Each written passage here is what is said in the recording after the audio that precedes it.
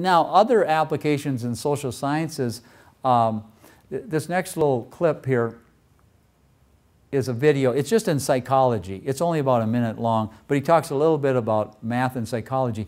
And it's really simple what he's talking about, but it's kind of interesting. Once people start to use mathematics, they don't really go back. They don't give it up. They might modify it, but they're not going to give it up.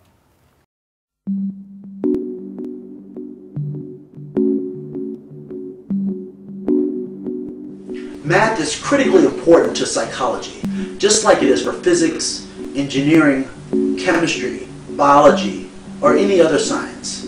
In fact, it's one of the primary tools psychologists use to explain and predict insights about human beings.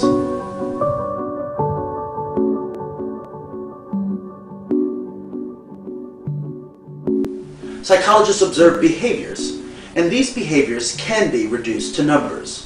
For example, by doing nothing more than counting how often two people argue, psychologists can make assumptions about the health of a couple's relationship.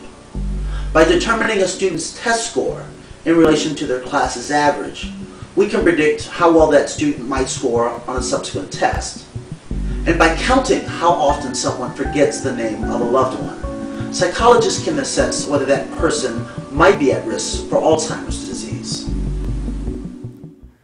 So it's kind of a very simple idea, but you can see it's starting to even creep into psychology, mathematics is. Now just some other ideas here kind of, and I'll go through these a little more quickly. Modeling the spread of disease. Well, a group of Canadians, mathematicians, are going to Africa to model a spread of infectious diseases like AIDS. Well, you know, that isn't anything new, because we would say, okay, the infection rate is 0.1, so you got a 10% chance of getting it, so what's new? Well, what's new here is simply, if you understand the social network that a person is in, that's going to affect what? The likelihood of a particular disease, maybe. Math and baseball. Well, about 15 major league teams, including the Yankees, have a full-time person whose only job is to do statistical crunching, to figure out where are the deficiencies in the team. Makes sense, you know, as a mathematician, and they hire a full-time person to do that. Math and art.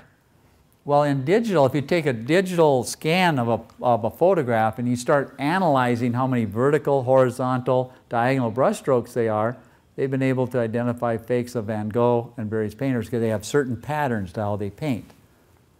But that's mathematical. Math and humanitarian aid.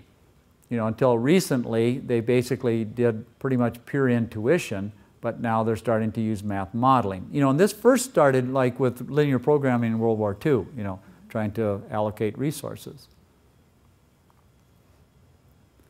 This is an interesting one.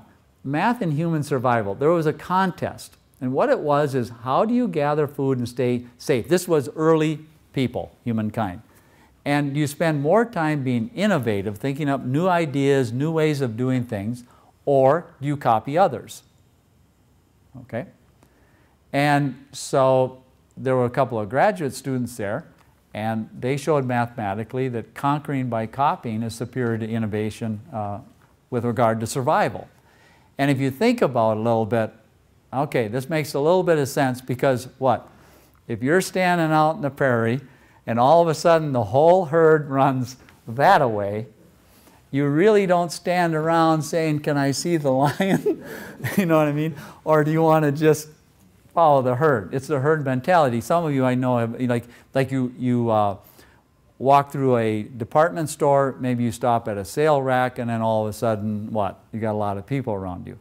And the reverse also happens. They've done studies on that, where they'll set up somebody who's injured, and they're maybe on the sidewalk or something, and then they will have a number of people set up to go by first, to ignore the person. And then finally the people come along and they say, well, if other people walk by, you know, they sort of mimic that. Or the reverse, if somebody stops to help, then all of a sudden they're a little more apt to stop to help. So, but anyway, mathematically they were able to show that. I thought that was kind of cute. And not what we want to teach our students.